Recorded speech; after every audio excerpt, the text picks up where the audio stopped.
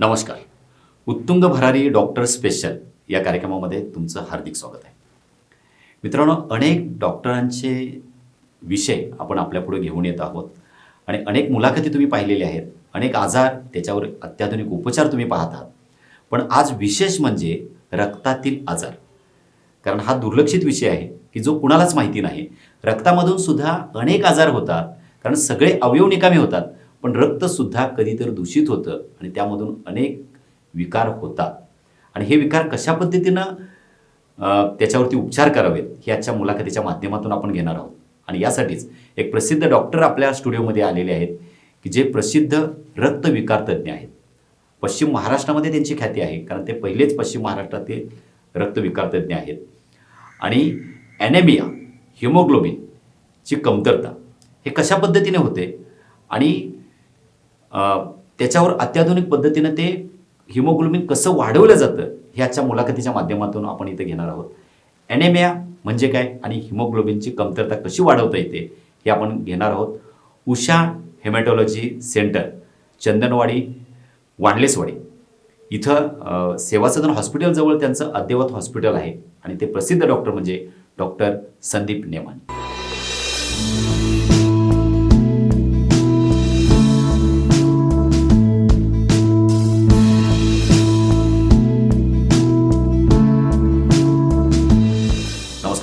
नमस्कार सर. प्रथम मी तुमचं धन्यवाद करतो की पुन्हा एकदा मला उत्तम भरारी कार्यक्रमामध्ये तुम्ही बोलवलं. 5 वर्षापूर्वी आपण इंटरव्ह्यू घेतला होता. मी ऐकले की आता सुमारे तुम्ही 500 इंटरव्ह्यू तुम्ही ऑलरेडी घेतलेले आहेत, पूर्ण होत आले. तर पुन्हा एकदा मला तुम्ही बोलवल्याबद्दल आणि तुम्ही जे सामाजिक कार्य चांगल्या पद्धतीने करताय की लोकांचं जे प्रबोधन असेल ते तुम्ही चांगल्या पद्धतीने करताय, ह्याकरता तुम्ही मला पुन्हा एकदा संधी दिली त्याबद्दल मी तुमचे आभार व्यक्त करतो. खूप छान डॉक्टर. चला मित्रांनो, आपण मुलाखतीला सुरुवात करूया. तर डॉक्टर, तुम्ही एक प्रसिद्ध हिमॅटॉलॉजिस्ट आहात. तर प्रथम हिमॅटॉलॉजी म्हणजे काय इथून आपण सुरुवात करूया, कारण हे प्रेक्षकांना जाणून घ्यायचं आहे, कारण हा विभाग पूर्ण नवीन आहे. काय सांगा? तर हिमॅटॉलॉजी हा जो विषय आहे तो वैद्यकीय शाखेतली एक ब्रांच आहे, म्हणजे एक शाखा आहे वैद्यकीय क्षेत्रातली. त्यामध्ये रक्ताचे जे विकार असतात, जसं रक्त म्हणजे काय, आपल्या रक्तामध्ये घटक असतात, हिमोग्लोबिन असतं, प्लेटलेट असतात. या घटकांची समजा कमतरता झाली, जास्त झाली, किंवा आपण म्हणतो प्लेटलेट कमी झाला, डेंग्यू तापामध्ये प्लेटलेट कमी झाला, किंवा हिमोग्लोबिन कमी झालं, त्याला अनिमिया असं म्हणतो आपण, किंवा हिमोग्लोबिन जास्त झालं, किंवा पांढऱ्या पेशीचे विकार काही झाले, जसं पांढऱ्या पेशीमध्ये समजा आपण पेशी कमी होणे, वाढणे, ब्लडचे कॅन्सर होणे, रक्ताची उत्पत्ती नाही होणे, हे सगळे जे आजार आहेत म्हणजे रक्ताच्या संदर्भातले आजार. त्याबरोबर अवधानाच्या गाठी येणे, अवधानाच्या गाठीतले काही कॅन्सर्स होणे, ज्याला ल्युकेमिया, लिम्फोमा, मल्टिपल मायलोमा ह्या प्रकारचे काही कॅन्सर्स म्हणतात. म्हणजे रक्ताचे विकार आपल्याला माहीत नसते की रक्त सुद्धा एक प्रकारचा अव्यय आहे. तसं हृदय अव्यय आहे, किडनी अव्यय आहे, लिव्हर अव्यय आहे. त्या पद्धतीनं रक्त सुद्धा एक प्रकारचा अव्यय आहे. कारण रक्तामध्ये म्हणजे खराबी जर झाली तर ते पूर्ण शरीरभर उलट पसरतं. आणि रक्त सगळीकडेच आहे ना शरीरामध्ये. एखादा अवयव थांबू शकतो, पण अवयव काढता पण येतो. रक्त कुठून काढणार तुम्ही? अगदी बरोबर. आता एक किडनी खराब झाली तर एक किडनीचं ऑपरेशन करून आपण काढू शकतो, परंतु रक्ताचं काहीच करू शकत नाही. रक्तात जर का आजार पसरला तर तो सगळा शरीरभर पसरतो. आणि रक्त सुद्धा एक अवयव म्हणून धरलं पाहिजे. आणि रक्ताचे स्वतःचे आजार सुद्धा असू शकतात. आणि आपल्याला वाटतं की हे दुर्मिळ आहे सगळं, पण हे दुर्मिळ नाही आहे. रक्ताचे आजार, रक्ताची कमतरता हे फार कॉमन प्रॉब्लेम्स आहेत. आणि मी हा फार कॉमन आहे जगामध्ये. त्यामुळे अशा प्रकारचे जे आजार आहेत त्याचा स्पेशलिस्ट म्हटलं तर ते हिमॅटॉलॉजी. खूप छान डॉक्टर. तर आता डॉक्टरांनी आपल्याला सांगितलं की रक्ताचे अनेक प्रकार, अनेक विकार आहेत आणि त्यातला महत्त्वाचा विकार होणारा म्हणजे ॲनेमिया. तर आजचा विषय मित्रांनो, आपण ॲनेमिया म्हणजे डॉक्टर हिमोग्लोबिनची कमतरता हाच विषय घेऊया, कारण हा लोकांना आवडणारा विषय आहे. बरोबर. तर महत्त्वाचा सुद्धा आहे तो. अगदी बरोबर. तर नेमकं हिमोग्लोबिन आपल्या शरीरामध्ये किती लागतं? प्रत्येकाची संभ्रमावस्था असते. ते किती लागतं आणि ते कमी झालं तर आपण कसं ओळखलं पाहिजे, कशा पद्धतीने, काय सांगा? तर बघा, आता जसं सरांनी चांगला प्रश्न विचारलेला आहे की हिमोग्लोबिनची कमतरता, ह्यालाच आपण इंग्रजीमध्ये अनिमिया असं म्हणतो, काही वेळा मराठीमध्ये याला पांडुरोग असं सुद्धा म्हटलं जातं. तर हिमोग्लोबिन जेव्हा शरीरात कमी होतं तेव्हा माणसाची कार्यक्षमता कमी होते. आता पहिला महत्त्वाचं सांगतो की हिमोग्लोबिन कमी होण्यामागचे कारण काय आहेत. म्हणजे हिमोग्लोबिन कमी होण्याकरता हिमोग्लोबिन असलं किती पाहिजे. तर पहिला, पुरुषांमध्ये जर का हिमोग्लोबिन 13च्या वरती असेल तर ते नॉर्मल हिमोग्लोबिन आहे. स्त्रियांमध्ये समजा 12च्या वरती हिमोग्लोबिन असेल तर ते नॉर्मल हिमोग्लोबिन आहे. आणि हिमोग्लोबिन जर का प्रेग्नंट स्त्रियांमध्ये म्हणजे गर्भवती स्त्रियांमध्ये 11पेक्षा जास्त असेल तर ते नॉर्मल हिमोग्लोबिन आहे. म्हणजे या तिन्ही व्हॅल्यू म्हणजे 13, 12 आणि 11 ह्याच्यापेक्षा जर का हिमोग्लोबिन कमी असेल तर त्याला आपण हिमोग्लोबिनची कमतरता असं म्हणतो. आता हिमोग्लोबिन आपलं कमी झालंय, कसं ओळखायचं? तर आता त्याचे बरेच सिम्पटम्स आहेत आणि हिमोग्लोबिन किती कमी झालंय त्याच्यावरती ते अवलंबून आहे. काही वेळा काय होतं की हिमोग्लोबिन समजा 13 पाहिजे आणि त्याचा 11 असेल तर फारसे ते काही कळणार सुद्धा नाही आपल्याला की आपलं हिमोग्लोबिन कमी कमी आहे. झाले, बरोबर. पण 13 हिमोग्लोबिन पाहिजे आणि आपलं हिमोग्लोबिन समजा 5 असेल 6 असेल तर डेफिनेटली आपल्याला त्याची सिम्पटम्स आपल्याला किंवा त्याची जाणीव आपल्याला व्हायला चालू होईल. बरोबर. जाणीव म्हणजे काय की जिना चढल्यावर धाप लागणे, एक मजला चढलं तरी धाप लागणे, थोडं चाललं तरी अशक्तपणा वाटायला चालू होणे. कधी कधी आपण बघतो की मुली असतात कॉलेजमध्ये वगैरे उन्हामध्ये पीटी करताना किंवा असेंब्लीच्या वेळेस त्या चक्कर येऊन पडतात तर त्यांचं हिमोग्लोबिन कमी असू शकतं. अशा वेळेस की हिमोग्लोबिन कमी असलं की चक्कर येणे, डोळ्यासमोर अंधारी येणे, त्यानंतर चिडचिडपणा वाटणे, काही काम करू नाही वाटणे, सारखं झोपावंसं वाटणे. म्हणजे तासभर काही केलं घरचं काम, समजा स्त्रियांनी काही केलं घरचं काम, 1 तासानंतर त्या दमतात आणि त्या झोपून जातात, पुन्हा थोड्या वेळानंतर पुन्हा काम करतात. म्हणजे हे जे प्रकारचे सिम्पटम्स आहेत ज्याच्यामध्ये अशक्तपणा वाटत राहणे, थकवा जाणत राहणे सारखा आणि थोडं जरी काम केलं तरी ते न सोसणे आणि झोपावं असं वाटणं आणि अंधारी येणे डोळ्यासमोर, ह्या प्रकारचे सिम्पटम्स हे हिमोग्लोबिनच्या कमतरतेमुळे असू शकते. हे आपण ओळखलं म्हणजे हिमोग्लोबिन कमी आहे असं ओळखायचं डॉक्टर. तर आता ही कमतरतेची कारणं, कुठल्या कारणामुळे हिमोग्लोबिन कमी झालं? तर आता हा तर फार मोठा प्रश्न आहे ऍक्च्युली ह्याच्यावर उत्तर द्यायचं म्हटलं तर. कारण की हिमोग्लोबिनची कमतरता बऱ्याच कारणांमुळे होऊ शकते. म्हणजे हिमोग्लोबिनची उत्पत्ती कमी होण्यापासून इन्क्रीज लॉसेस, म्हणजे लॉस म्हणजे काय की समजा एखाद्या स्त्रीला पिरियड्सचा प्रॉब्लेम असेल आणि वारंवार हेवी ब्लिडिंग होत असेल तर त्यांना हिमोग्लोबिन कमी, सारखा हिमोग्लोबिन कमी राहू शकतं. रिकरंट बाळंतपण होत असतील, म्हणजे 1-2 मुलांमध्ये अंतर जर का जास्त नसेल तर त्यामुळे सुद्धा हिमोग्लोबिनची कमतरता त्या स्त्रीमध्ये असू शकतं. त्यानंतर कोणाचा मूळ व्याधीचा त्रास असेल, ज्यांच्या शौचामधून रक्त जात असेल किंवा न कळत डोळ्याला न दिसणारं रक्त समजा आतड्यामध्ये काही अल्सर झाला असेल, जखम झाली असेल, तिथून लिकेज होत असेल, किंवा लहान मुलांमध्ये जंतांचे इन्फेक्शन आधीच्या काळामध्ये फार कॉमन होतं. उघड्यावरती शौचाला जायची मुलं, त्यावेळेस त्यांना जंताचे इन्फेक्शन वारंवार व्हायचे आणि त्यामुळे सुद्धा त्या मुलांमध्ये हिमोग्लोबिनची कमतरता असू शकते. अशा प्रकारचे निर्णय, जसं हाडातून उत्पत्ती होत नाही, ब्लड कॅन्सर, हे मोठे आजार झाले. पण 90% रक्ताची कमतरता जी आहे, म्हणजे 10%चा विषय आपण जाऊ देऊ, जो मोठा विषय आहे, म्हणजे त्यामध्ये ब्लड कॅन्सर आलं, सगळ्या गोष्टी आल्या, पण 90% जे समाजामध्ये कॉमन आहे ते म्हणजे की हिमोग्लोबिनची कमतरता ही होती ती म्हणजे आयरनची कमतरता, म्हणजे लोहाची कमतरता जर का झाली तर, किंवा व्हिटॅमिन B12 किंवा फोलिक ऍसिडची कमतरता झाली तर, म्हणजे 90% रुग्ण जे असतात हिमोग्लोबिन कमतरतेचे त्याच्यामध्ये आयरनची कमतरता म्हणजे लोहाची कमतरता जी रक्तामध्ये होती आणि ती युजली ब्लड लॉसमुळे होती. म्हणजे पाळीमधून जादा ब्लिडिंग, संडासमधून जादा ब्लिडिंग किंवा ह्याच्यातून जंताचं इन्फेक्शन असेल तर ह्यामुळं लोहाची कमतरता ही कॉमन होती आणि त्यामुळं हिमोग्लोबिनची कमतरता ही सगळ्यात प्रामुख्यानं लोहाची कमतरता आणि व्हिटॅमिन B12 आणि फोलिक ऍसिडच्या कमतरतेमुळं समाजामध्ये आढळून येते. एवढंच काय तर भारतामध्ये 50% स्त्रियांना हिमोग्लोबिनची कमतरता असते. म्हणजे आपण 3 स्त्रियांचं जर का हिमोग्लोबिन चेक केलं तर त्यातली डेफिनेटली 1 किंवा 2 स्त्री ही हिमोग्लोबिनची कमतरतेचीच असणार आहे, नॉर्मल हिमोग्लोबिन त्याचं नसणार आहे. आणि फार मोठी समस्या आहे. अर्ध्या स्त्रिया म्हणजे विचार करा तुम्ही किती मोठी समस्या आहे सामाजिक ही, की हिमोग्लोबिनची कमतरता असणं. तर ह्या कारणांमुळे हिमोग्लोबिन कमी होऊ शकतं. तशी बरीच कारण आहेत, पण आपण मला वाटतं चर्चेला घेतलं तर जे समाजासाठी महत्वाचं आहे त्या गोष्टी तुमच्या लक्षात आलं की हिमोग्लोबिन कशामुळं कमी होतं. तर आता डॉक्टर, ही हिमोग्लोबिन जे कमी झालेलं आहे तर हे नैसर्गिक पद्धतीने, प्रथम कारण पहिला उपचार हा आला की नैसर्गिक पद्धतीने ते कसं वाढवता येईल? तर आता हिमोग्लोबिन जर का तुम्हाला वाढवायचं असेल तर जसं मी तुम्हाला सांगितलं, समजा तुमच्याकडे एक सायकल आहे सर, त्या सायकलीचं टायर पंक्चर आहे आणि त्यात तुम्ही हवा भरत राहिले तर काय होणार सांगा तुम्ही मला? की हवा टिकणार नाही त्यामुळे. पुन्हा तुम्ही हवा भरली पुन्हा टिकणार नाही. त्या पद्धतीनं एखाद्या माणसाला समजा मूळ व्याधीचा त्रास असेल आणि त्यांना आपण हिमोग्लोबिन वाढायच्या औषधं दिल्या, गोळ्या दिल्या किंवा त्यांनी डाएटमध्ये चेंजेस केले आणि हिमोग्लोबिन वाढवायचा प्रयत्न केला तर ते हिमोग्लोबिन टिकणारच नाही आहे, कारण ते लिकेज होत राहणार आहे. म्हणजे पहिला महत्वाचं म्हणजे काय, ज्या माणसाचं हिमोग्लोबिन कमी राहतं त्याला हे ओळखायचा प्रयत्न करायचा की आपल्याला शरीरातनं कुठनं लिकेज आहे का. म्हणजे ते पाळीत असेल किंवा ते आपल्या शौचातून असेल किंवा लघवीत, काही लोकांना लघवी लालसर होत असते, म्हणजे बेसिकली कुठूनही ब्लिडिंगचं कारण असेल तर ते आपल्याला ओळखणं गरजेचं आहे की ते हिमोग्लोबिन कमी व्हायला कारणीभूत तर नाही आहे. हा विषय झाल्यानंतर दुसरा जो महत्वाचा विषय असतो तो म्हणजे हिमोग्लोबिन नैसर्गिकरित्या वाढवायचा कसा. तर ह्याच्यामध्ये बऱ्याच गोष्टी आहेत. म्हणजे लोकांना सांगायचं झालं तर आपण डाएटमध्ये आपण गुळ शेंगाचे लाडू खातात, प्रेग्नंट स्त्रियांना दिलं जातं, त्याच्याने हिमोग्लोबिन वाढतं. त्यानंतर जर का आपण हे केलं, पालक आहे किंवा हिरव्या पालेभाज्या खाल्ल्या तर त्याच्यामध्ये सुद्धा आपल्याला बऱ्यापैकी आयर्न मिळतं. ड्रायफ्रुट्स मधून आपल्याला आयर्न मिळतं. त्याबरोबर महत्वाचं म्हणजे सगळ्यात महत्वाचं काही फळांमधनं आयर्न मिळतं. पण महत्वाचं लक्षात ठेवा की आपली जी भांडी आहेत, जे आपले एज ओल्ड पद्धत म्हणजे जी जुनी पद्धतीमध्ये आपली भांडी, कारण कोण अल्युमिनियम हा आधी नव्हताच भांड्यांमध्ये. आता जे निर्लेप वगैरे जे आपण तवे वगैरे वापरतो ते नव्हतं. आधी कढाई जी होती ती लोखंडी वापरायची, कास्ट आयर्नची वापरायची. तवा जो असायचा तो आयर्नचा असायचा. आता न कळत त्यामधून आपल्याला आपल्या जेवणामध्ये ऑटोमॅटिक आयर्न जायचं ते आपल्याला कळायचं नाही.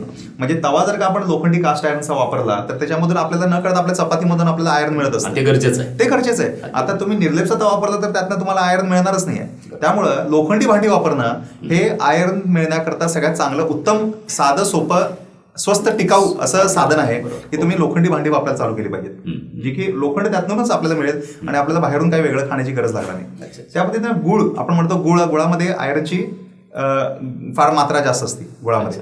तर जर का तुम्ही बघितलं की गुळ जो आहे हा बनवतात कशामध्ये, तर लोखंडी कढाईमध्ये बनवतात. त्यामुळे त्यामध्ये आयर्न आलेला असतो. गुळामध्ये प्रायमरीली आयर्न नसतो. काय शुगर केन मध्ये आयर्न नाही आहे, लक्षात घ्या. पण ज्या भांड्यामध्ये ते गुळ बनवलं जातं त्यामुळं त्याच्यामध्ये आयर्न. पण आता तुम्ही बघता की ऑर्गॅनिक गुळ किती मिळतं, फार कमी प्रमाणात आपल्याला ऑर्गॅनिक गुळ मिळतं. जे काय असतं ते साखरेपासूनच बनवलेलं गुळ असतं. त्यामुळे त्यात कितपत आयर्न असेल याची शाश्वती नाही. म्हणून आयर्नची भांडी घरी वापरणे, लोखंडी भांडी घरी वापरणे. त्याबरोबर जर का कमतरता फार असेल तर आयर्नच्या गोळ्या, लोहाच्या गोळ्या घेतल्या, साध्या गोळ्या असतात, त्याच्याने हिमोग्लोबिन आपल्या चांगल्या पद्धतीने वाढू शकतं. म्हणजे अशा प्रकारे तुम्ही नैसर्गिक पद्धतीने हिमोग्लोबिन वाढू शकता. नॉन व्हेजिटेरियन फूडमध्ये चांगल्या प्रमाणात आयर्न असतं, B12 असतं, हे विटामिनचे घटक असतात. दुसरी महत्वाची गोष्ट सांगायची झाली तर आपलं जे आपण जेवण बनवतो त्याला ओव्हर कुक करू नये. म्हणजे फोलिक ऍसिड हा जो घटक असतो ना, हा फोलिक ऍसिड एकदम तरळ असतो, कच्च्या भाज्यांमध्ये असतो. पण जेव्हा त्याला फार तुम्ही शिजवलं की ते त्यातून उडून जातं. त्यामुळं कमी शिजवून खाणं किंवा सलाड्स वगैरेचं प्रमाण थोडं जेवणामध्ये ठेवणं आणि फळं खाणं, ह्याच्यामध्ये आपल्याला बऱ्यापैकी चांगल्या पद्धतीनं फोलिक ऍसिड हा मिळू शकतो. अगदी बरोबर. म्हणजे या पद्धतीनं आपण ही नैसर्गिक पद्धतीनं आपल्याला हे हिमोग्लोबिन वाढवता येतं. तर मित्रांनो, हे तुमच्या लक्षात आलं की या पद्धतीनं खरोखर आता ते पूर्वीचे जे तवे होते ते खरोखर गरजेचे होते. आणि जे काय म्हणतो की नाही आपण, जुनं ते सोनं, ओल्ड इज गोल्ड. तेच ओल्ड इज गोल्ड. ते महत्वाचं आहे. आजीनी आपल्या घरच्या मोठ्याने जे केलेलं आहे जेवणामध्ये ते परफेक्ट आहे. लक्षात घ्या. पुरणपोळी आजीने केली आहे. पुरणपोळीमध्ये प्रोटीन आणि कार्बोहायड्रेटचा योग्य मिश्रण असल्यामुळे ते तयार केलेलं आहे. बरोबर. लक्षात आलं. म्हणजे बेसिकली आपल्या आजी जे आपल्यासाठी खायला बनवत होती ते सगळ्यात उत्कृष्ट आहे. नवीन पिझ्झा, ब्रेड, बर्गर हे आपलं जेवण नाही आहे सर. आपल्याला आपलं टाळलंच पाहिजे. येस, खूप छान डॉक्टर. तर डॉक्टर, आता हे झालं नैसर्गिक पद्धतीनं हिमोग्लोबिनची म्हणजे वाढवणं. तर आता हे जर वाढलं नाही तर ते कशा पद्धतीने त्याच्यावरती उपचार केला जातो, मग ते कशा पद्धतीने वाढवत आहे? तर आता तुम्ही 10% घुसताय सर. आता 90% चर्चा झाली आपली की ब्लिडिंगचे प्रॉब्लेम्स म्हणा किंवा नैसर्गिकरित्या कसं हिमोग्लोबिन वाढायचं. त्या अशा वेळेस जेव्हा हिमोग्लोबिन वाढत नाही नैसर्गिकरित्या किंवा साधारण नेहमीच कमी राहतं, तर आपल्याला त्या 10% विचार केला पाहिजे की ज्यामध्ये हिमोग्लोबिन वेगळ्या कारणांमुळे कमी होऊ शकतं. तर त्यामध्ये काही रक्ताचे आजार असतात ज्याच्यामध्ये हाडामधून उत्पत्ती होत नाही. आता कसं असतं की हाडामध्ये जी फॅक्टरी असते त्या ठिकाणी हिमोग्लोबिनची तयार होत असतं. म्हणजे उत्पत्ती जी असते ती आपल्या हाडाच्या पोकळ जागेतून असते. त्या पोकळ जागेला बोन मॅरो असं म्हणतात. म्हणजे बोन मॅरो व्हायचा अर्थ बोनच्या आतली स्पेस, तिला बोन मॅरो असं म्हणतात. त्या एम्प्टी स्पेस मधून हिमोग्लोबिन तयार होत असतं. समजा तिथं काही प्रॉब्लेम झाला, म्हणजे उत्पत्तीच होत नसेल किंवा बोन मॅरोमध्ये कॅन्सरची जर का लागण झाली तर हिमोग्लोबिन वाढू शकत नाही. वारंवार रक्त चढवलं तरी ते पुन्हा पुन्हा कमी होऊ शकतं. आणि अशा आजारांकरता आपल्याला बऱ्याच वेळा बोन मॅरो तपासणी करावी लागते. म्हणजे आपण काय करतो, कमरेतून हाडातून एक सुई घालतो आणि त्यातून आपण थोडंसं रक्त घेतो. जसं आपण रक्त तपासायला घेतो त्याबद्दल हाडातून आपण रक्त तपासायला घेतो आणि ते तपासणी करून आपण बघतो की उत्पत्तीला काही इश्यू झालाय का. म्हणजे या ठिकाणी उगमस्थानी जाऊन आपल्याला बघायला लागतं. नदीचा उगम जसा डोंगरातून होत असतो त्या पद्धतीनं रक्ताचा उगम हा हाडातून होत असतो. साधा सोपं सांगतो. म्हणजे आपण डोंगरातून जसा उगम होतो तसा हाडातून रक्त तयार होतं. रक्त काय आपाप रक्तामध्ये येत नाही. रक्त येतं कुठून, रक्त आपल्या हाडामधून येत असतं. आणि हाडाच्या आत जाऊन जेव्हा आपण बघतो की कशामुळे रक्त उत्पत्ती होत नाही तर त्यामध्ये बरेच आजार आहेत आणि ते आजार बऱ्यापैकी सिरियस सुद्धा असतात की त्यांचं उपचार आणि निदान करून लवकरात लवकर ट्रीटमेंट करणं गरजेचं असते. किंवा ते पुढे जाऊन वाढले आणि रक्त कॅन्सरमध्ये रूपांतर झालं त्यांचं तर कधी कधी जीवाला धोका सुद्धा निर्माण होतो. डॉक्टर, मग आता इथं एक ब्लड कॅन्सर अगोदरचा का हाडाचा कॅन्सर अगोदरचा? नाही, तर आता कसं आहे, वरचं जे कवच आहे हाडाचं, जे आपल्याला आपण हाड वरनं बघतो ते घट्ट जे असतं तो बोन आहे. त्याचा कॅन्सर आणि रक्ताच्या आमच्या कॅन्सरचा काही एक संबंध नाही. आतला जो भाग आहे पोकळ असते आतून. तुम्ही हाडाचा क्रॉस सेक्शन घेतला म्हणजे 2 तुकडे केले त्याचे, आतमध्ये पोकळ जागा असते. त्या पोकळ जागेमध्ये रक्ताची उत्पत्ती होत असते. म्हणजे त्या पोकळ जागेशी आमचा संबंध आहे. वरच्या हाडाशी आमचं ते ऑर्थोपेडिक डॉक्टर म्हणजे तो वेगळाच विषय आहे. त्याचा कॅन्सर टोटली वेगळा असतो. बोनचा कॅन्सर वेगळा, ब्लड कॅन्सर हा हाडाच्या पोकळ जागेत होणारा कॅन्सर आहे. हा टोटली वेगळा विषय. म्हणजे एकाच हाडामध्ये 2 वेगळे डॉक्टर इन्व्हॉल्ड आहेत. वरचा भाग हा ऑर्थोपेडिक डॉक्टरांचा, आतली पोकळ जागा ही आमची. बरं, मग आता हे उपचार आपल्याकडं सध्या पूर्ण उपलब्धता याची आहे का हो. आपल्याकडं? तर आता रक्ताच्या विकारांमध्ये जे साधे आजार आहेत ते तर आपल्याकडं नेहमी होतीच, आपली वैद्यकीय पंढरीच आहे आपली मिरज. पण रक्ताचे जे मोठे आजार आहेत जसं ब्लड कॅन्सर किंवा काही आजारांमध्ये रक्ताच्या त्याला आपल्याला बोन मॅरो प्रत्यारोपण करावं लागतं. आता एखाद्याच मनुष्याचा बोन मॅरो जो मी तुम्हाला सांगितलं हाडाची पोकळ जागा ती जर का डॅमेज असेल आणि ती परमनंट डॅमेज असेल तर आपल्याला त्यांच्या भाऊ किंवा बहिणींकडून बोन मॅरो घेऊन म्हणजे त्यांची थोडे सेल्स घेऊन त्यांच्या पेशंटमध्ये रोपण करायला लागतो. जसं आपण किडनी ट्रान्सप्लांट करतो त्या पद्धतीने बोन मॅरो ट्रान्सप्लांटेशन सुद्धा करता येते. आणि मला इथं ह्या तुमच्या माध्यमातून सांगावंसं वाटतं, आपल्या सांगली जिल्ह्यात आपण 25 बोन मॅरो ट्रान्सप्लांटेशन यशस्वीरित्या पार पाडले. अरे वा, खूपच छान. त्यामध्ये 50% मॅचिंगचा ट्रान्सप्लांट म्हणजे पूर्ण मॅचिंग नसताना सुद्धा आपण यशस्वीरित्या तो ट्रान्सप्लांट सुद्धा इथं पार पडलाय. म्हणजे आपल्या सांगली आणि मिरज या शहरासाठी ही मोठी गोष्ट आहे की आपल्या इथं बोन मॅरो प्रत्यारोपण होतं, जे की याच्या आधी 4-5 वर्षामागे जर का बघितलं तर मुंबई, पुणे, बेंगलोर ह्या ठिकाणीच हे घडत होतं. मग ते इथून किती हाड काढलं जातं जनरली? नाही सर, हाड घेतच नाही आपण. आपण हाडाच्या पोकळ जागेमधले सेल्स घेतो. सेल्स, ओनली फक्त सेल्स. आणि लोक विचारतात किंवा सेल दिले, आता आपला भाऊ बहीण तर आपले भाऊ बहीण आहेत त्यांनी दिले पाहिजे स्टेम सेल, पण बऱ्याच वेळा घाबरतात की पेशंटला देताना मला काय होईल, मला काय झालं तर ह्याला तर ठीक आहे मला काढून घेतील. पण लक्षात घ्या आपल्या शरीराने निसर्गाने देवाने आपल्याला एवढे सेल्स दिलेत, एवढी बोन मॅरो दिलेली असती की त्यातनं त्या पेशंट करता रुग्णाकरता स्टेम सेल घेणं म्हणजे समुद्रातून एक तांब्या पाणी काढल्यासारखं आहे. लक्षात घ्या. अगदी बरोबर. त्या देणाऱ्याला काही होत नाही, तेव्हा एक तांब्या पाणी जर का दिलं तर त्या रुग्णाचा जीव वाचू शकतो. लक्षात घ्या. त्यामुळं बोन मॅरो देताना जो डोनर आहे त्याला अजिबात घाबरण्याची गरज नाही आहे. मित्रांनो, अतिशय सामाजिक विषय डॉक्टरांनी इथे घेतलेला आहे आणि तो तुमच्या गरजेचा आहे. कारण लोक फक्त किडनी देताना थोडंसं घाबरतात, कारण किडनी हा लास्ट पर्याय असू शकतो. बरोबर. पण बोन मॅरो हे आपण करू शकतो. आणि जर आपला जे भाऊबंद आहेत म्हणजे भाऊ आणि बहीण जे रक्तातील नाते आहेत तर यांना आपण जीवदान देऊ शकतो. घाबरू नका. आणि डॉक्टर तुमचं समुपदेशन करायला तयार आहेत, कारण डॉक्टर मंडळी ही कधीच पेशंट आणि पेशंटच्या रुग्णांशी कधीही ते खोटं बोलत नसतात. लक्षात घ्या, ती खरंच सांगत असतात. त्यांच्यावर भरोसा ठेवला पाहिजे आणि विनाकारण घाबरून जाऊन आपल्या जवळच्या माणसांना आपण मुकू शकतो. हा सामाजिक विषय आहे, खरोखर हा प्रबोधनाचा विषय आहे. खूप छान डॉक्टर.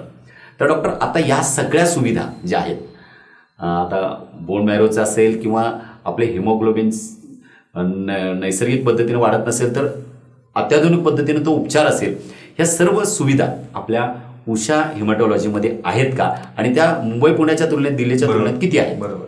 तर बघा, तुम्हाला माझं थोडी पार्श्वभूमी सांगतो. गेले 6 ते 7 वर्ष सांगली, मिरज ह्या क्षेत्रात मी कार्यरत आहे. तर ह्या प्रॅक्टिस करत असताना गेले सुरुवातीचे काही वर्ष मी PR पाटीलमध्ये ओपीडी केली. त्यानंतर हळूहळू मी होरायझन हॉस्पिटल डॉक्टर श्रीनिकेतन काळे यांच्या हॉस्पिटलमध्ये 2-3 वर्ष काम केलं. श्री सिद्धिविनायक गणपती कॅन्सर हॉस्पिटलमध्ये मी सुरुवातीपासून कार्यरत आहे, जिथे की मोठे ब्लड कॅन्सर किंवा बोन मॅरो ट्रान्सप्लांटची मोठ्या प्रक्रिया आहे, ज्यांना मोठं हॉस्पिटल लागतं ट्रीटमेंट करता, ते सर्व ट्रीटमेंट आपण सिद्धिविनायक कॅन्सर हॉस्पिटल करतो. आता हे हळूहळू इव्हॉल्व्ह होता जी जसं तुम्ही म्हणाला उत्तुंग भरारी जी झालेली आहे गेल्या 5-6 वर्षात, त्यामध्ये गेल्या 1 वर्षामध्ये आपण आपलं हॉस्पिटल सर सुरू केलेलं आहे. त्या हॉस्पिटलमध्ये अद्ययावत हॉस्पिटल आहे तुमचं. तर त्यामध्ये आम्ही काळजी घेतली की आमच्या येणाऱ्या रुग्णाला तिथं प्रशस्त आणि आरामदायक वाटलं पाहिजे, कोणत्याही पेशंटला त्रास नाही झाला पाहिजे.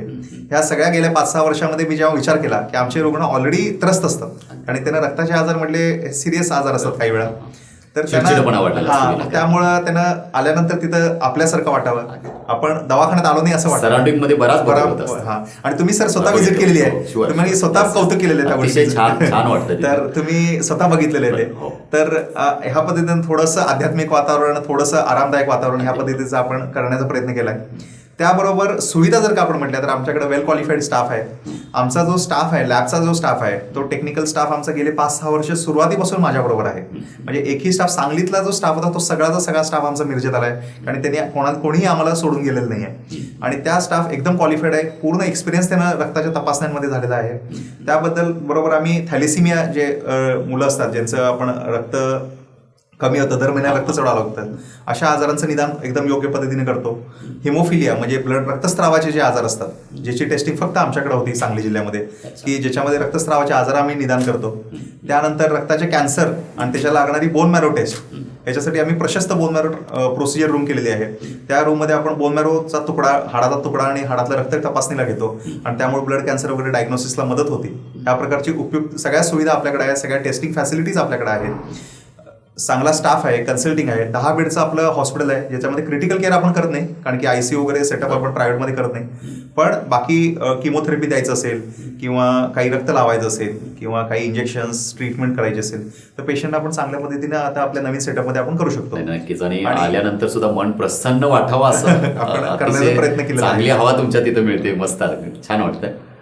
तर डॉक्टर, आता हे झालं आपल्या म्हणजे भौतिक सुविधेबद्दल किंवा आपल्या हॉस्पिटलबद्दल.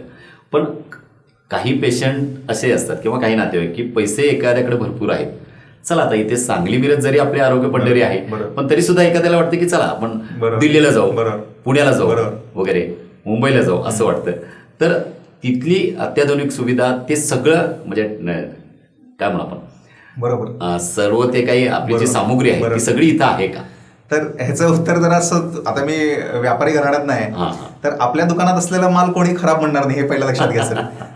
तर मी तर म्हणणार की आमच्याकडे सगळ्या चांगल्या सुविधा आहे. पण हे खरोखर आम्ही आमच्या पद्धतीने पूर्ण प्रयत्न करतो की सांगली जिल्ह्यातला किंवा आजूबाजूच्या जिल्ह्यातला कर्नाटकातला पेशंटला कमीत कमी खर्चामध्ये चांगल्यात चांगली ट्रीटमेंट आणि जी वर्ल्ड क्लास फॅसिलिटी आहे, म्हणजे जी जगामध्ये तुम्ही अमेरिकेला जाऊन जरी घ्यायची म्हटली ती रक्तामधली सर्व ट्रीटमेंट आपण इथं उपलब्ध करण्याचा प्रयत्न करतोय आणि 80% म्हणेन की आपण यशस्वी सुद्धा झालोय. खूप छान. त्या बोन मॅरो, जसं मी तुम्हाला सांगितलं की त्या ट्रीटमेंटचा जो पिनॅकल आहे, जो शिखर आहे, तो आपण रिसेंटली गाठलाय. त्यामध्ये 50% मॅचचा बोन मॅरो ट्रान्सप्लांट केलाय. म्हणजे हा गेल्या 3-4 वर्षामध्ये जगामध्ये सुरू झालेली प्रक्रिया आहे, ज्याच्यामध्ये 50% मॅच असून सुद्धा बोन मॅरो ट्रान्सप्लांटेशन करता येतं. आणि ती प्रक्रिया आपण सांगलीमध्ये केली आहे. म्हणजे आपण असं म्हणता येईल की कोणत्याही मेट्रो शहरापेक्षा पण काही वेळा आपण पुढं आहे हिमॅटॉलॉजी या क्षेत्रामध्ये आता, असं मला सांगायला अजिबात म्हणजे गैर वाटत नाही आणि कौतुक सुद्धा वाटतं या गोष्टीचं. नाही, आणि नक्कीच डॉक्टर, तुम्ही तरुण आहात, होतकरू आहात आणि चुस्त आहात, त्यामुळं अनेक पेशंट तुमच्याकडून बरे झालेले आहेत आणि रिझल्टही आलेले आहेत. कारण मलाही कॉल्स येत राहतात बऱ्याच जणांचे, डॉक्टरांकडे माझा नंबर लवकर घ्या, माझे शिक्षक मित्र. आता प्रॉब्लेम काय झालाय सर माहितीये का, की पेशंट ना एवढा चांगला रिझल्ट वाटतो की त्यामुळे ते त्यांच्या नातेवाईकांना घेऊन येतात, सर ह्यांना पण बघा म्हणून. अरे मी म्हणतो हे रक्ताचा आजार नाही आहे ना, तर हे ना तुम्ही दुसऱ्या डॉक्टरांना दाखवा, परंतु ते म्हणतात नाही सर तुम्हीच त्यांचा इलाज करा. अजून लोक कन्फ्यूज आहेत त्याच्यामध्ये बरेचसे. खूप छान डॉक्टर. तर आता म्हणजे मुंबई पुण्याच्या तिकडे जाण्याची मित्रांनो काही गरज नाही, कारण विनाकारण वेळ पैसा खूप आपला जाऊ शकतो आणि आपण आपल्या इथं राहून आपल्या हॉस्पिटलमध्ये, अगदी सांगली मिरजेच्या मध्ये हॉस्पिटल आहे आणि इथं आपल्या घरी राहून पेशंटला चांगला डबा देऊ शकतो, पेशंट कशी राहू शकतो आणि खूप चांगलं अतिशय स्वच्छता टापटीप केलेलं, तुम्हाला पूर्ण व्हेंटिलेशन सर्वत्र असलेलं अतिशय अत्याधुनिक हॉस्पिटल डॉक्टरांचं उषा हेमॅटॉलॉजी आहे. आणि जरूर रक्ताचे जे सर्व विकार आहेत, कुठलाही तुमचा रक्ताचा प्रॉब्लेम असू दे, जाऊन तिथं अवश्य टेस्ट करा आणि त्या आजारातून मुक्त व्हा. तर डॉक्टर, आता हे म्हणजे ॲनेमिया, तर हिमोग्लोबिनची कमतरता, याच्याबद्दल बरंचसं आम्हाला तुम्ही इथं माहिती सांगितलेली आहे, प्रेक्षकांना सुद्धा ही पूर्ण लक्षात आलेली आहे. पण असा एक विषय आहे की माझं हिमोग्लोबिन एवढं आहे की ते भरपूर आहे, एखाद्याचं गरजेपेक्षा जास्त असतं हिमोग्लोबिन, मग 25-30 असतं. तर हा काय विषय आहे? तर हिमोग्लोबिनची ही जास्त माहिती असणं, म्हणजे हा जास्त असणं, तर ते कशामुळे वाढतं आणि ते काय, बरोबर, कशा पद्धतीने? तर असं कसं आहे, कोणतीही गोष्ट सर कमी असणं पण चांगलं नाही आणि आपल्याकडे अति असणं सुद्धा चांगलं नाही. तसंच हिमोग्लोबिन सुद्धा अति झालं, म्हणजे 18 झालं, 19 झालं हिमोग्लोबिन, तर ते चांगलं लक्षण नाही आहे. त्याला पॉलिसायथेमिया असा आजार म्हणतो, पॉलिसायथेमिया. त्याची सुद्धा पुन्हा बरीच कारणं असतात हिमोग्लोबिन वाढण्यामागचे. त्यामध्ये सगळ्यात प्रामुख्याचं जे समाजासाठी महत्वाचं ते म्हणजे स्मोकिंग. म्हणजे सिगारेट किंवा बिडी जे पितात ती लोक, त्यांच्यामध्ये कार्बन मोनॉक्साईड पॉयझनिंग होतं आणि त्यामुळे त्यांचं हिमोग्लोबिन वाढतं. म्हणून आम्ही पहिला जेव्हा हाय हिमोग्लोबिनचा पेशंट आमच्याकडे येतो, पहिला प्रश्न आम्ही विचारतो, स्मोकिंग करता का? मग त्याच्यावर पेशंट बरोबर कधी कधी आई वडील असतात, कोणतरी असतं, मग तो नकारतो आणि ते बाहेर गेल्यानंतर सांगतो सर स्मोकिंग करतो म्हणून. तर महत्वाचा विषय लक्षात घ्या, स्मोकिंग बंद केलं पाहिजे. स्मोकिंगचे फार दुष्परिणाम आहेत, म्हणजे फुफ्फुसांवरच्या कॅन्सर आणि फुफ्फुसांवरती तर आहेच, त्याबरोबर रक्तामध्ये जर का हिमोग्लोबिन वाढत गेलं तर रक्ताची गुठळी होण्याचं प्रमाण सुद्धा वाढू शकतो, हार्ट अटॅक आणि लकवा होण्याचं प्रमाण हा वाढतो. त्यामुळं हिमोग्लोबिन कमी ठेवण्याकरता स्मोकिंग नाही करणं अत्यंत गरजेचं, म्हणजे हिमोग्लोबिन नॉर्मल ठेवण्याकरता. त्याबरोबर ते जर का सोडलं आपण तर बऱ्यापैकी रक्ताचे काही आजार आहेत, काही रक्ताचं लहान कॅन्सर सुद्धा असतात, ज्याच्यामुळे सुद्धा हिमोग्लोबिनची वाढू शकतं. काही वेळा हाय अल्टिट्यूडला, म्हणजे हिमालयात राहणाऱ्या व्यक्तीचा हिमोग्लोबिन डेफिनेटली आपल्या हिमोग्लोबिनपेक्षा जास्त असतो, पण ते नॅचरल फिजिओलॉजिकल आहे, म्हणजे त्यांना हाय अल्टिट्यूडवर राहण्याकरता हिमोग्लोबिन जास्त लागतं, म्हणून निसर्गानं त्यांनी देणगी असते की जनरली जरी 18 पर्यंत असू शकतं. हो, आणि ते हाय अल्टिट्यूडवर राहतात, त्यांना ऑक्सिजन पुरवठा बाहेरून वाऱ्यातून कमी असतो, त्यामुळे शरीर कंपन्सेशन करण्याकरता हिमोग्लोबिन वाढवतं. अच्छा. ते कंपन्सेटरी मेकॅनिझम असतं उंच ठिकाणावरती राहणाऱ्या लोकांमधलं. अच्छा. ते आजार नाहीये लक्षात घ्यायचं. आता आमच्याकडे बऱ्याच वेळा मिलिटरीतले लोक येतात, म्हणजे आपले जे सुट्टीला येतात नाही तर कुठेतरी सियाचीनला वगैरे त्यांची पोस्टिंग असते आणि म्हणतात सर एक आठवड्या मागं आलोय, फॅमिली डॉक्टरकडे चेकअप केलं आणि हिमोग्लोबिन 18 दाखवते, 18.5 दाखवते म्हणून तुमच्याकडे पाठवले. म्हटलं काही काळजी करू नका, तुम्ही ते सियाचीनला राहता म्हणून तुमचं हिमोग्लोबिन जास्त आहे, तर तुम्हाला त्याच्यासाठी काही काळजी करायची गरज नाही आहे. अगदी खूप छान डॉक्टर. तर डॉक्टरांनी हा एक सामाजिक विषय इथे घेतलेला आहे की स्मोकिंगचा.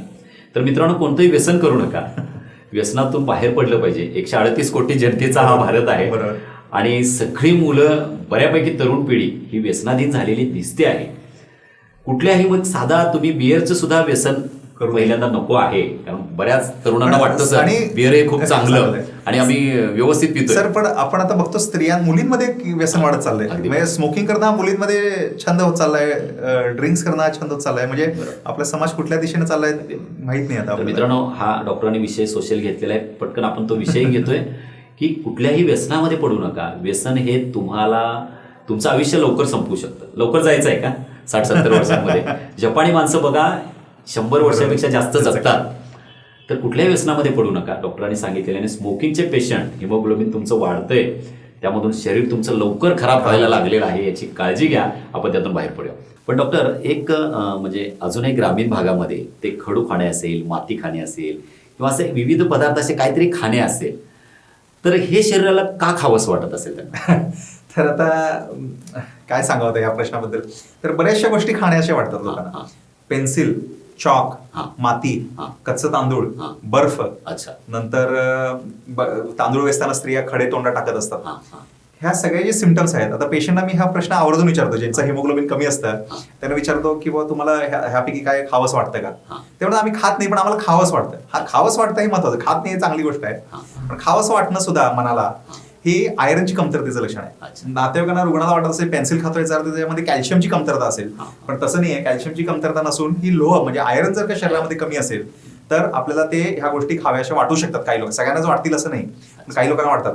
पण तुम्हाला कोणाला किंवा तुमच्यापैकी कोणाला असं सिम्पटम्स असतील की तुम्हाला असं वाटत असेल की मला पेन्सिल खावी किंवा माती खावी किंवा कच्चं तांदूळ खावं, तर डेफिनेटली किंवा सुपारी खावी किंवा ते मिश्री घासतात बघा सर, मिश्री सारखा घासत राहतात स्त्रिया, तर हे सिम्पटम्स सगळे लोहाचे कमतरतेचे आहेत. तुम्हाला हिमोग्लोबिन चेक केलं पाहिजे.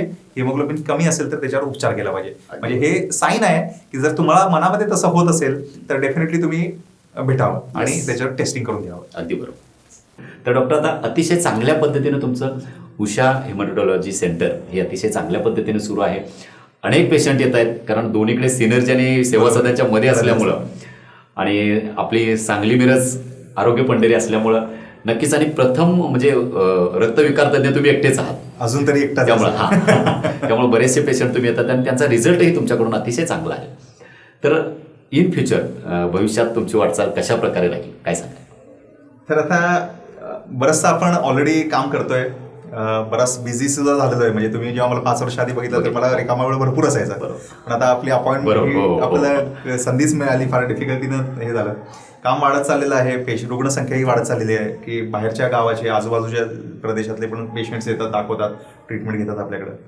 बऱ्याच वेळा आपण रुग्णांना रिझल्ट द्यायचा पूर्ण प्रयत्न करतो की त्यांचा आजार निदान व्यवस्थित व्हावा आणि ट्रीटमेंट सुद्धा व्यवस्थित व्हावी.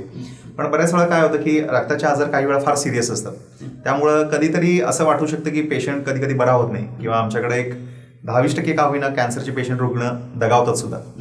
त्या गोष्टीचं आम्हाला सुद्धा फार वाईट वाटतं सर. म्हणजे हे आम्ही प्रत्येक वेळा दाखवू शकत नाही, कारण की आमच्याकडे आला मन आहेच ना की आम्हाला सुद्धा वाटत असतं की आमचा प्रत्येक पेशंट बरा व्हावा, प्रत्येक मूल बरा व्हावं, प्रत्येक कॅन्सरचा रुग्ण बरा व्हावा.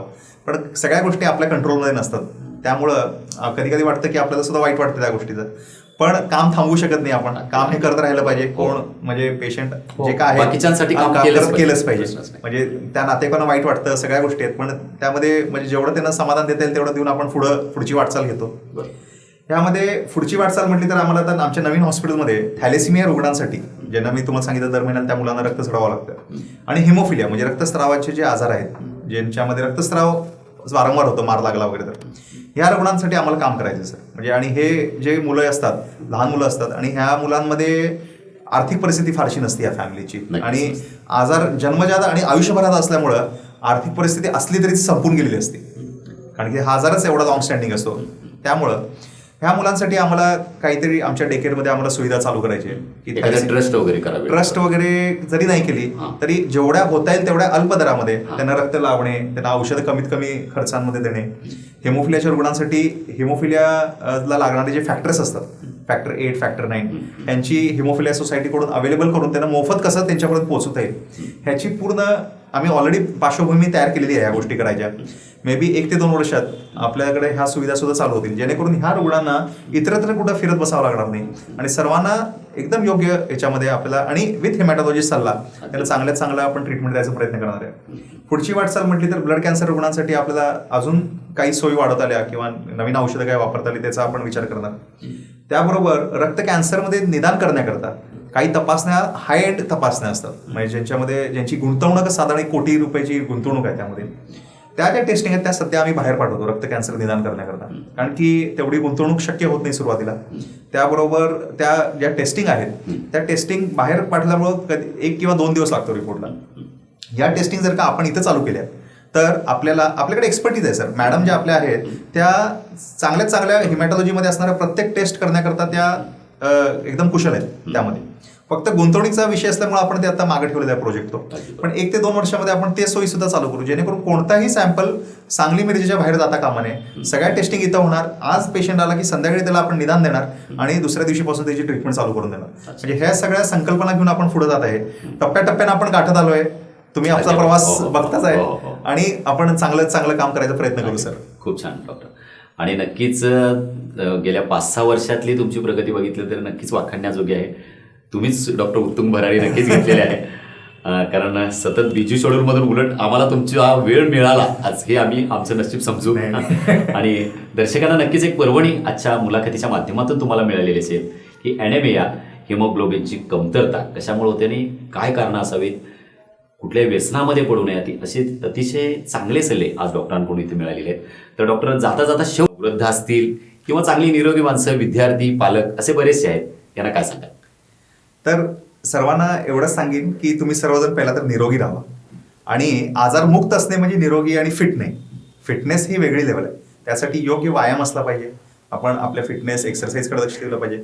आपण बघतोय की नव्यानं आता कोविड नंतर 35-40 वर्षाच्या किती लोकांना हार्ट अटॅक येतोय. तर हा हार्ट अटॅकचं प्रमाण वाढत चाललेलं आहे. स्ट्रेस लाईफमधला वाढत चाललेला आहे. लोकांकडे कामधंदा नाही आहे. लोकांकडे आर्थिक मंदी आल्यामुळे लोकांकडे फार पैसे नाही आहेत. ह्या बऱ्याच गोष्टींचा आम्ही सुद्धा विचार करत असतो. तर ह्या सगळ्या फेजमधून हा आपला थोडासा बॅड पॅच म्हणता येईल आपल्याला आपल्या खेळातला. तर एक 4-5 वर्षाची गोष्ट आहे. सगळ्यांना एवढं सांगेन की सर्वजण निरोगी राहा, तंदुरुस्त राहायचा प्रयत्न करा, स्ट्रेस फ्री राहायचा प्रयत्न करा. त्याबरोबर योग्य आहार घेणे फार महत्वाचं आहे. आहारामधून आपला आहार जर आपण सुधारला तर डेफिनेटली आपल्याला बऱ्याच गोष्टी आणि बरेच प्रॉब्लेम्स आपल्याला टाळता येतील. म्हणजे हृदयाचे प्रॉब्लेम पासून ते रक्ताच्या प्रॉब्लेम पर्यंत आपल्या आहारावरती आपण जोर दिला पाहिजे. फास्ट फूड कल्चर जो आहे तो आपण नाकारला पाहिजे. आपल्या सांगलीच्या सीमेच्या आत फास्ट फूडला आणि व्यसनाला येऊ दिलं नाही पाहिजे. आपण जे पुण्यात आहे ते पुण्यातच थांबलं पाहिजे, इथं नाही आलं पाहिजे ते. तर ह्या गोष्टी आपण तंतोतंत पाळल्या पाहिजेत आणि आपण जर चांगल्या पद्धतीने आपल्या जिल्ह्याला ठेवायचा प्रयत्न केला तर डेफिनेटली आपण एक निरोगी समाज म्हणून आपण पुढं येऊ शकतो. एवढंच संदेश मी प्रेक्षकांना देईन. खूप छान डॉक्टर. तर डॉक्टरांनी अतिशय छान संदेश दिलेला आहे. तुम्ही तुमच्या आरोग्याची काळजी घ्या. नवे करून 24 तास तुमच्याकडे असतात, प्रत्येकाच्या आयुष्यात असतात, गरीब असो श्रीमंत असो, पण किमान 1-1.5 तास तरी स्वतःसाठी आपण चालूया, वॉकिंग करूया, व्यायाम करूया, रनिंग करूया, काय कोणत्याही तुमच्या एक्सरसाइज तुम्ही करत राहा, कोणताही खेळ खेळत राहा, पण 1-1.5 तास तरी स्वतःला द्या. तर मित्रांनो, खरोखर आजच्या मुलाखतीच्या माध्यमातून आपल्याला बरेचसे संदेशही मिळालेत आणि हिमोग्लोबिन ॲनेमिया कसा होतो, तो कसा वाढवावा, नैसर्गिक पद्धतीने कसा वाढवावा आणि नैसर्गिक पद्धतीपेक्षा सुद्धा इतर उपायांनी कसा तो वाढवला पाहिजे. जास्त हिमोग्लोबिन किती घातक असतं ते स्मोकिंगमुळे होतं हे सुद्धा आजच्या मुलाखतीच्या माध्यमातून आपल्याला समजलेलं आहे.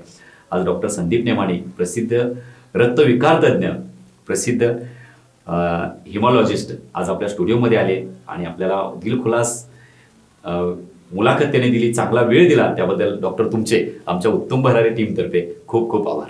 Thank you very much sir. Thank you, धन्यवाद. आणि हे होते प्रसिद्ध रक्तविकार तज्ज्ञ डॉक्टर संदीप नेमाणे. मित्रांनो, खऱ्या अर्थानं तुम्ही सुद्धा चांगला आहार विहार घेतला पाहिजे. रक्त खराब होऊ नये याची काळजी घेतली पाहिजे, कारण जर का ॲनेमिया झाला तर अनेक प्रसंगांना आपण सामोरे जावं लागतं. अनेक अडचणी येतात. पूर्ण घर त्या पेशंटला बरं करण्यामध्ये लागत असतं लक्षात घ्या. तर असे अनेक पॉईंट्स आज आपण डॉक्टरांच्या मुलाखतीच्या माध्यमातून इथं ऐकलेले आहेत. भेटूया अशाच दिलखुलास आणि विशेष व्यक्तीला पुढच्या रविवारी. तोपर्यंत पाहत राहा उत्तुंग भरारी. नमस्कार.